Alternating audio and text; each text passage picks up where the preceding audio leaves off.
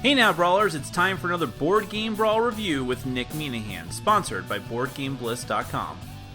Hey folks, today we're going to take a look at the Under the Pyramids expansion for Eldritch Horror. This is another big box expansion for the game, which of course means, just like the first one, the Mountains of Madness expansion, there's a whole other board that you can attach to the main board. And for those of you who are wondering, yes, we are officially getting into Arkham Horror territory here. But, of course, I love Eldritch Horror. It's a top 5 game for me, so I don't care. More and more expansions, and they seem to integrate much better with Eldritch Horror than all the expansions did for Arkham Horror. Now, the reason this is called Under the Pyramids is, of course, because that extra board is going to lead you on an adventure through Egypt with like the Nile River, Cairo, and the Bent Pyramid, which is the home of one of the new great old ones that you have to face in this game called Nephron Ka. There's also another great old one called Aboth, who is got a really funny name, like the spawn of uncleanliness, or the ruler of uncleanliness. Basically just this giant puddle of goo who spreads his goo and filth and disease and pestilence all around the world. There's a bunch of new adventurers for you to take control of, investigators I should say,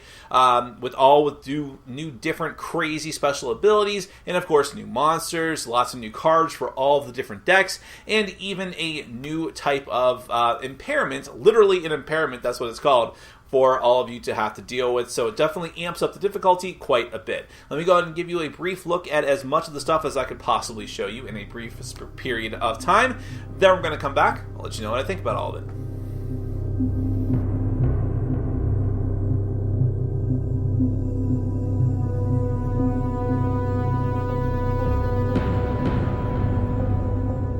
Okay, now this is almost everything that comes in the new Under the Pyramids expansion for Eldritch Horror. The only thing that's not pictured here, just because I didn't think it was worth showing and taking apart from all the rest of the stuff, is that just like with the other big box expansions or even the small expansions, a lot of cards are added to all of the existing decks, like the gate decks and all the different individual decks for the main map.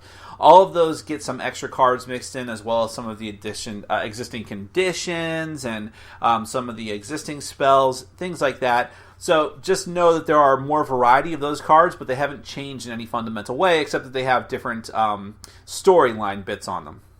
Now, there are also a few new gates that I don't have out here, and those correspond to the big new board. This is, of course, the centerpiece of the new expansion Under the Pyramids, just like with the Mountains of Madness expansion. This is a new sideboard that you can use, but only under certain conditions. One of those conditions is if you use Nephron Ka, who is one of the new great old ones that you have to fight.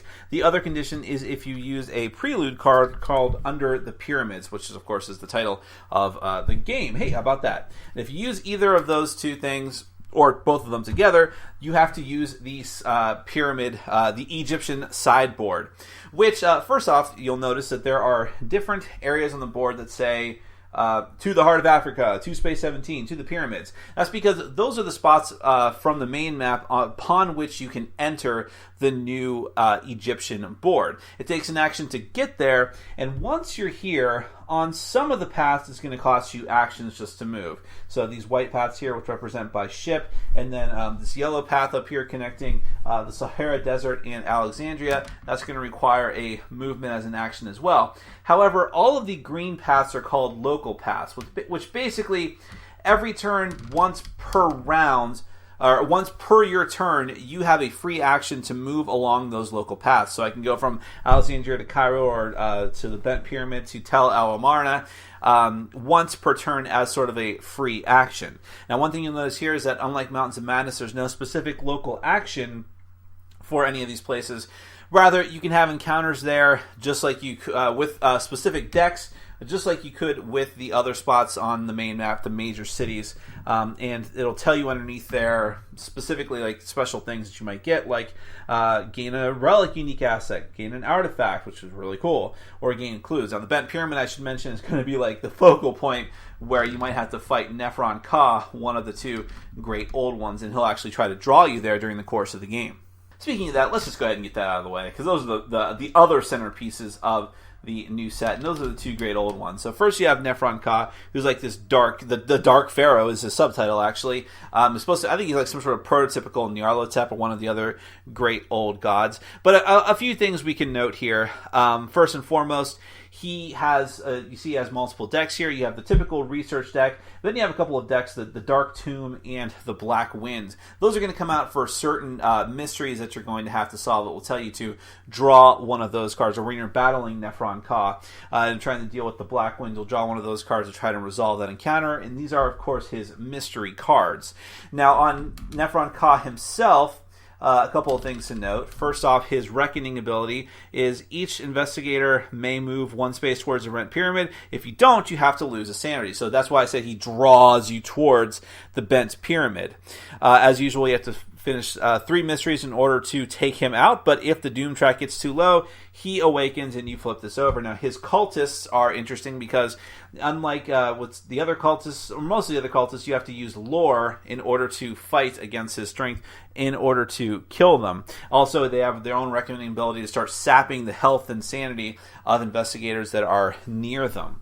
But then, of course, he can flip over, and then if Nephron Ka is there, you have to go and face him in the Bent Pyramid, as among other things that says. I don't want to belabor too much and spoil too much for you as well. Aboth is the other great old one, who's arguably a little easier to take out.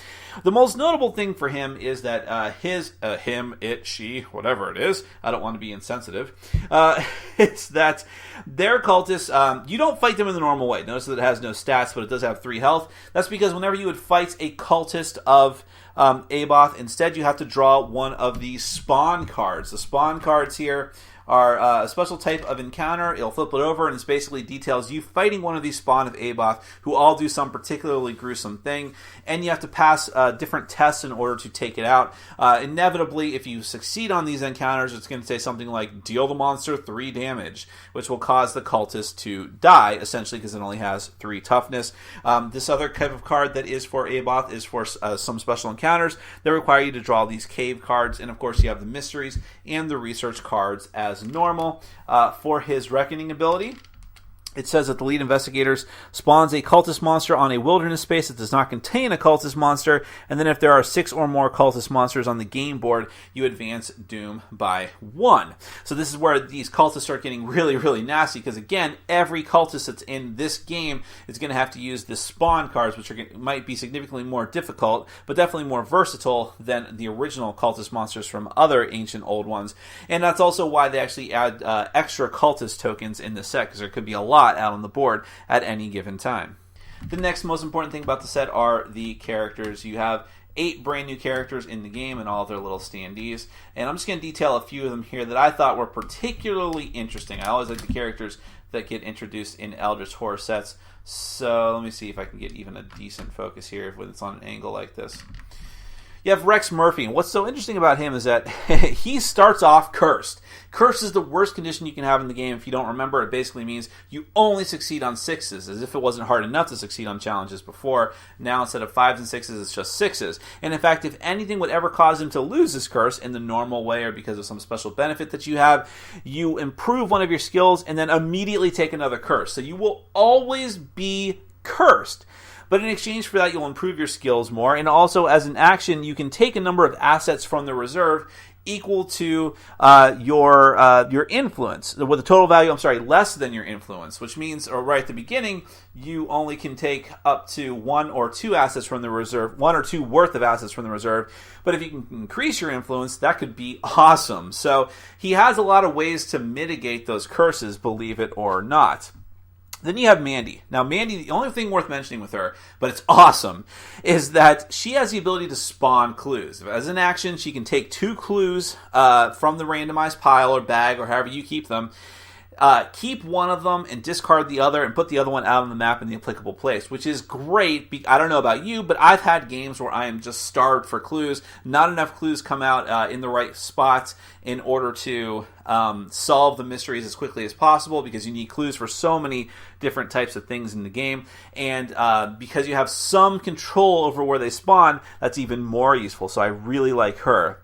Min is very interesting for a couple of different reasons. She's very powerful. First off, no matter matter where you are on the map, she can use an action to give herself and another investigator on her spot a travel ticket. She doesn't have to be connected by the right lines. She could be in the middle of the wilderness and still give travel tickets, which is pretty cool, more useful than you would think.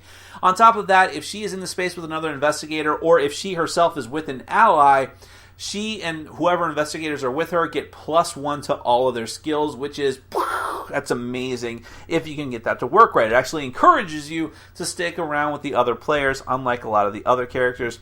And the last one I'll show you, Sister Mary. She's a lot more straightforward. What's cool about her, she starts off with Holy Water, which can immediately be discarded to give someone a boon, specifically the Blessed condition, which is the opposite of Curse. You hit on a 4, 5, or 6, which is just great. Also, it is worth noting she has the action ability to test her willpower, and for each success, she can actually get rid of a madness condition on another investigator, which is really kind of great. So, also her passive ability is that she and the other investigators on her space add 1 to the result of each die rolled as a bane from a bane or a boon condition, which could be good or bad in that particular case. Actually, no, it would never be bad, because you would want to roll high numbers on Banes as well. So never mind, forget what I said. It's always going to be a good thing. So she's another really cool character that has to do with Banes and boons.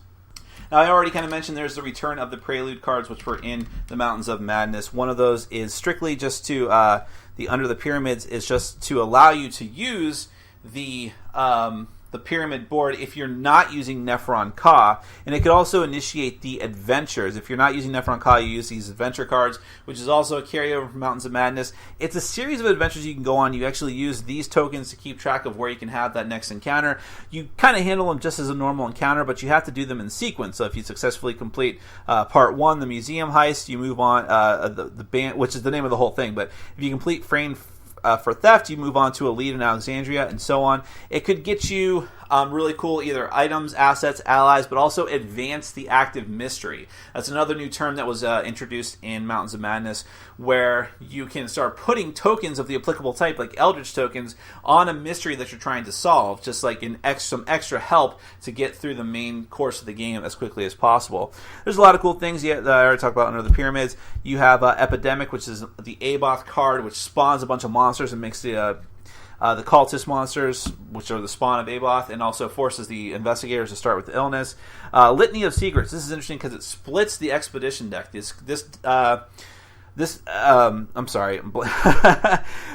expansion has more expedition cards to add and also an extra expedition token. The Litany of Secrets Prelude lets you split the deck in half and have 2 active expeditions going at any given time. And of course, there's a Call of Cthulhu card. I don't know why it's in this set, but it's pretty cool because it has to do with the investigators being drawn towards sea spaces, which is kind of a neat thing.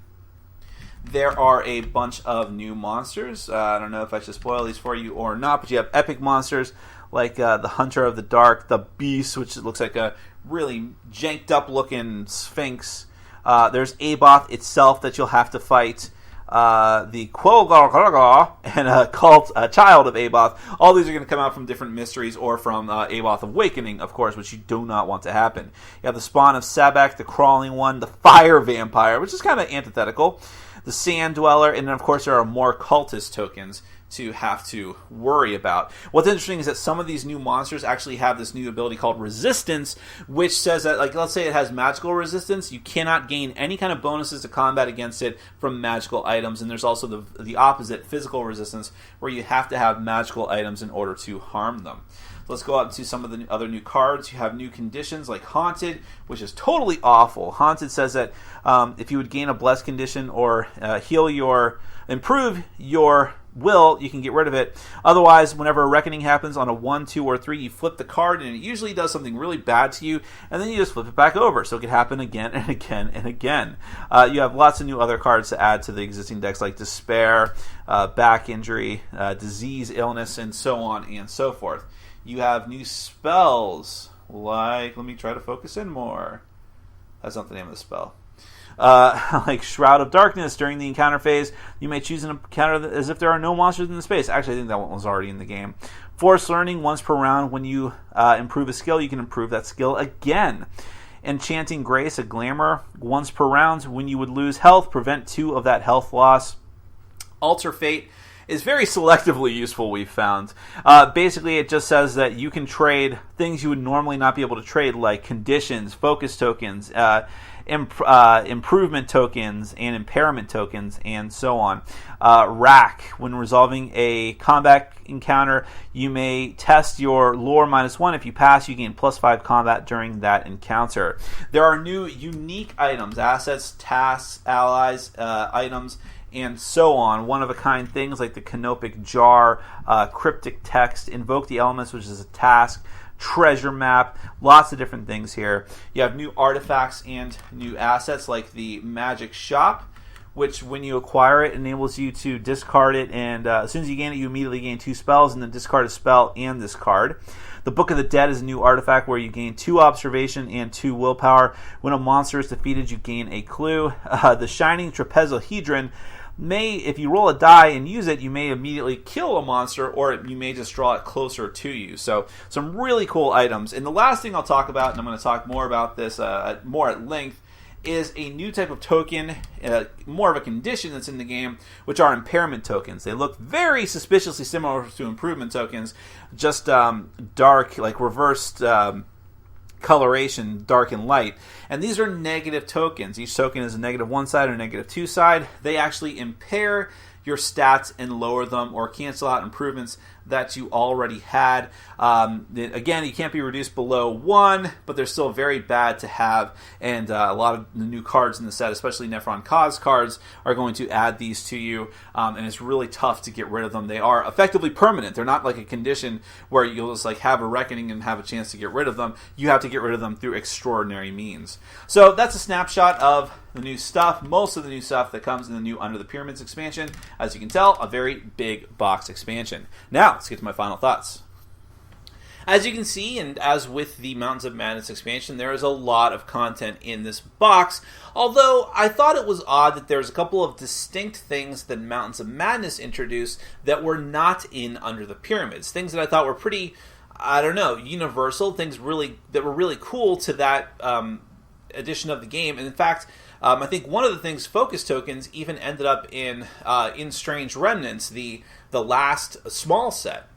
But for some reason, it didn't introduce that in Under the Pyramids, which seems unusual because you could start with Under the Pyramids. There's nothing stopping you from doing that, and that would have been a nice thing to add for people who only had the base game and were like, yeah, now I've got another action I can take. It's one of the things I liked the most about the focus action, and it's just not here, which is a bit odd. For people who have all the expansions, not a big deal, but if you're new to it, it would have been nice. There's also no local actions on the new board. Now, the very idea of having a new board, while it does amp the complexity and fiddliness more appropriately up quite a bit, it's great to have that. It's more stuff to do. It's more flavor to the game, more theme. But I thought there was even more theme in Mountains of Madness with the Antarctic board, which had all these different types of local actions. Plus, while there are unique assets and allies added to Under the Pyramids as well, they don't quite have as much flavor as the ones for Mountains of Madness, at least in my recollection, like the dog sleds and the guides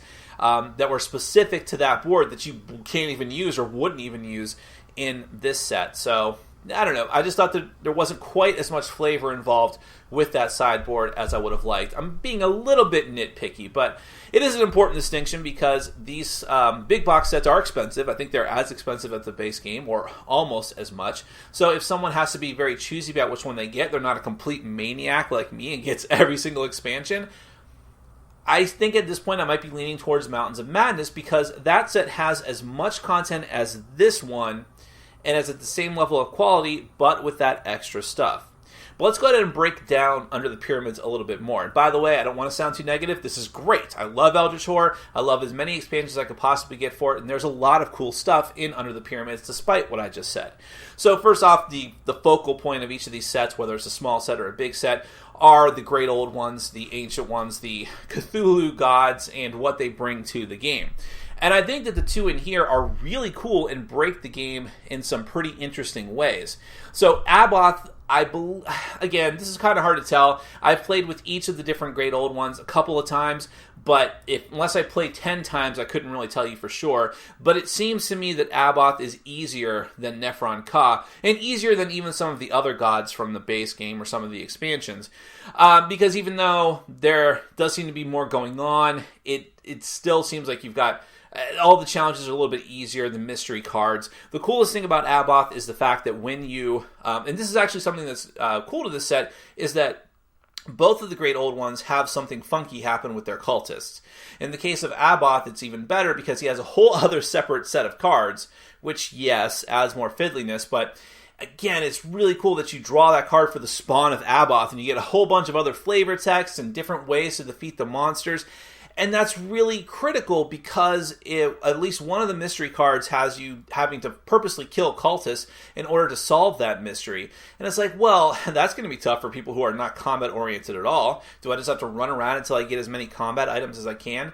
Well, no, because a lot of those monster spawns or Spawn of Abath cards require other types of skills. And I love that. I love the flavor of it. It really works very well. And just Abath in general is very interesting in how he spreads out on the board and how the monsters affect that. And also the cavern cards, another one of his mysteries, a very smaller set of cards that you have to draw from and have encounters from in order to potentially solve that mystery. Hopefully solve that mystery. So I like Abath a lot, actually, despite how weird he is, the god of uncleanliness, which is funny. But it's also very weird, and I'm not even sure what I'm looking at in the artwork. But I still think it's a good gameplay-wise. Nephron Ka, while I love the concept, and I think like the lore of the extended Lovecraft universe, like people who picked up the torch and ran with it, is that he's the progenitor of Nyarlathotep or something like that. Something to that effect. And so he's a Dark Pharaoh. He just looks like a character from Yu-Gi-Oh! To me, which is fine. He is significantly more difficult, at least in my opinion. And I also think he is more thematic to the game, because now if you use him, you're using the sideboard for sure. And he has his own special ability when the reckoning happens is to draw you closer to the pyramid board. I like that a lot. You also, let me take that back. If you use the Prelude card, which makes its return here as well, and I like the Prelude cards overall. If you use the Prelude cards, one of them in particular, whether you play with Nephron Ka or not, is going to have you use the sideboard. And if you don't play with Nephron Ka, you get the Heist Adventure, which I like a lot. So that's a weird thing too. I wish you could... I'm not sure, I cannot remember honestly if that was how it worked in Mountains of Madness or not. But that if you played with a certain Great Old One, you couldn't play with the Adventures. But the Adventures are a great thing, and I want to see more of them. And I like that they are a thing you can do to get allies and assets, but they can also advance the active mystery, so it actually feels like you're helping the game as well as going off on this fun excursion. And I wish that mixed well with Nephron Ka. Unless I misread it, I don't think so. You can't play with that, or unless you just choose to do so, if you're playing with Nephron Ka. Now... one beef that I have with the game, and it seemed to be more present when Nephron Ka and his cards, though, again, as with any expansion, you're mixing a bunch of different cards into a bunch of different sets, so this could come up anyways, and that's part of the problem. That one of the new features of the game is impairment tokens. These are enhancements, so to speak, to your skills that downgrade those skills or cancel out actual improvements that you've had before. I hate these. I hate them. Now, it does add another layer of fiddliness, that's one thing, but, at this point there's so much going on that can't be a major problem, right? But the problem is, now you're keeping track of improvements, you're keeping track of impairments, and not only that, they are so crippling. And it's so demoralizing, just from a mental standpoint. You have to work very hard to get yourself better, to mitigate the bad dice rolls. Bad dice rolls, of course, are a feature of Eldritch Horror that can really cripple you, and that's what you get improvements for. So then when you take impairments, it's like, oh my lord. And there's some Mythos cards that are just like, impair all of your skills or impair your weakest skills. Or there's one really crazy one that I think I featured in the overview that says, impair your highest skill, then impair your highest skill, then impair your highest skill. It's just insane. And it's again, very, very demoralizing. I would rather gain a condition. And by the way, some of the new conditions are really brutal as well. Like the Haunted condition, I'm sorry, again, I can't remember if this was in previous expansions. There's so much at this point. But those are really nasty.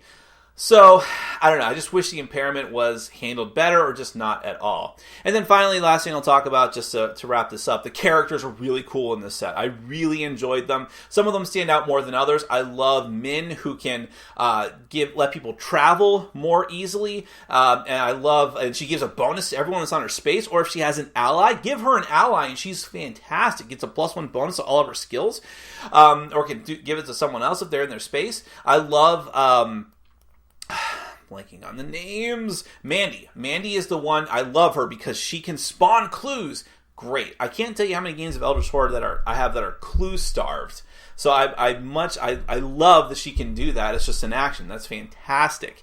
And also, I cannot remember the name. Oh, that's right. Max, I think it is. The guy who's cursed all the time. Now, that sounds incredibly debilitating because curse is like the worst thing ever. And I thought, oh man, that character sucks at the beginning. But the person who was playing as him loaded up on awesome items, a lot of which mitigated those curses. Like, I get to roll, okay, yeah, I can only hit on 6s, but I'm rolling 7 dice, and I get to re-roll all those 7 dice once, and I get to roll a few more of them once again. So that really mitigated, not to mention getting more spells and getting a lot of improvements as well because of that other part of his ability. So really cool. Investigators are always good in this game. They always find at least a few investigators in each set to really break the mold. So overall, great set. It really is. I think I have more problems with it than Mountains of Madness, and so I think I would still recommend that first.